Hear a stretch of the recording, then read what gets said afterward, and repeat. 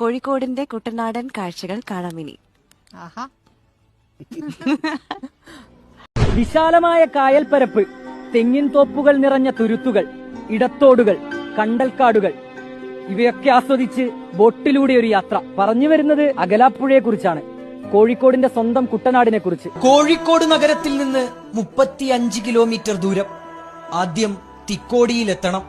പിന്നെ പുറക്കാട് മുജികുന്നു റോഡിലൂടെ 4 കിലോമീറ്റർ യാത്ര.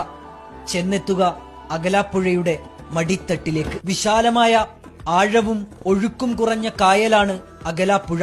ബോട്ടുകൾ തയ്യാറായി നിൽപ്പുണ്ട്. കായൽപ്പരപ്പിലൂടെ കുതിച്ചു നീങ്ങും. അകലമില്ലാത്ത പുഴ ലോപിച്ച് അകലാപ്പുഴയായെന്ന് മലബാർ മാനുവലിന്റെ സാക്ഷ്യപ്പെടുത്തൽ. കക്കവാരിയും മീൻപിടിച്ചും ജീവിതം നയിക്കുന്നവർ അകലാപ്പുഴയ്ക്ക് ചുറ്റുമുണ്ട്. ടൂറിസവും അതിവേഗം വളരുന്നു. സർക്കാർ ഇടപെട്ട് അടിസ്ഥാന സൗകര്യങ്ങൾ ഉൾപ്പെടെ കൂടുതൽ മെച്ചപ്പെടുത്തണമെന്നാണ് പ്രദേശവാസികളുടെ ആവശ്യം.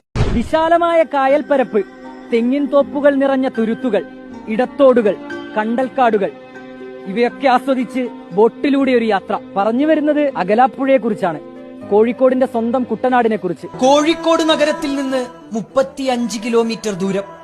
ആദ്യം തിക്കോടി